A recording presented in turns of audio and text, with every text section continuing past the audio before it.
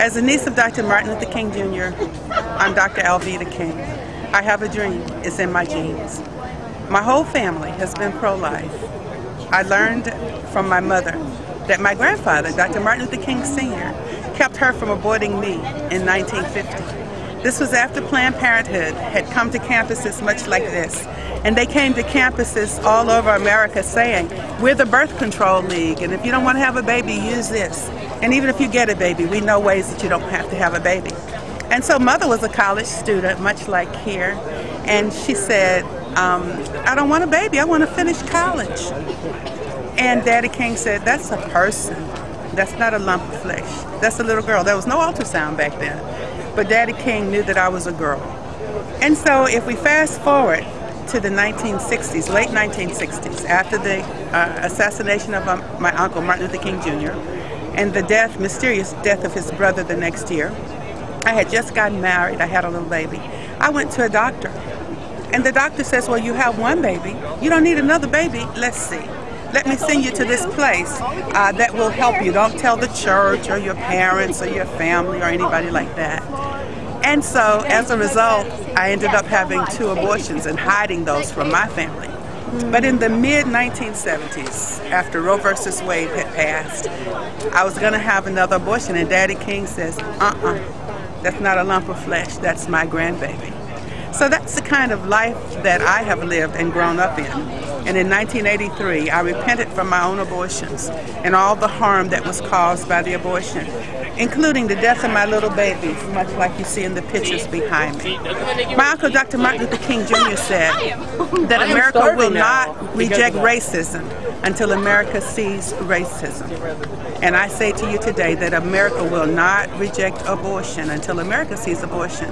So I want to commend the work of those who are showing to the students here that these are little people with 46 chromosomes and all the organs and all the promise that we have.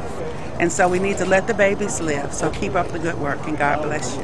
Because one of the things that it built in me, God built in me, was the need to reach out to other young girls.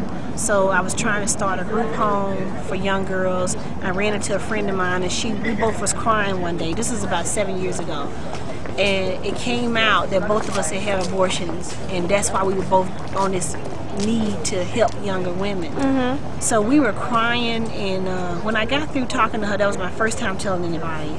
And I could hear God telling me, I'm going to use your secret. That secret right there that you have that you're not telling anybody, I'm going to use it to glorify me. So that was the beginning of it. And then slowly but surely I started kind of telling one more person. I started volunteering at a pregnancy center. And I remember 2 years ago I saw an email that came across, and it was a picture of little baby pieces, and I remember thinking, oh my God, is that what it looks like? You know, and it was my first time seeing it. And then when I went to the pregnancy center, we had training to be a volunteer. And in the books you could read about the abortion procedures. And I remember thinking, oh my God, is that what I put my baby through? You know, listening to what they do, reading what they do. And then just recently, working with Dr. King and the Priest of Life, on their website they have all the pictures of all the aborted babies. And I remember just being overwhelmed when I first saw the website, and really just, you know, thank God I know God has forgiven me for this. But really just thinking, oh my God, people need to see this, but how do you show them? How do you show them the truth? I didn't, you know, this is what my baby went through. This is what they sucked my baby out with pieces, and this is what my baby went through. And I remember thinking, I want to tell my friends, but how can you tell them? How can you show them? So I think this is a great idea because it gives the people the truth. It shows them the pictures, and then after that they can decide whether or not, at least they can deny that it's not a blob of tissue.